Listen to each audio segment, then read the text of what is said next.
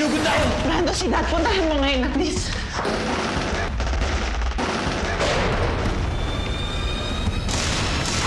Fatima! Fatima! Fatima! Fatima! Mawawalan ng anak. Tulungan niyo kami. Kung anak ko, si Fatima. Huwag po kayo mag-alala. Lahat po gagawin natin. Rest assured, he is entitled to receive a due process. Pero hindi natin pwede baliwalain ang bigat ng alegasyon laban sa kanya. Lalabas din ang katotohanan. Walang kriminal ang aamin sa kanilang kasalanan. Mawawalan muli ng kalayaan. One of our colleagues, Attorney Abre Espiritu, is arrested and is facing serious charges. What is the nature of these charges, sir?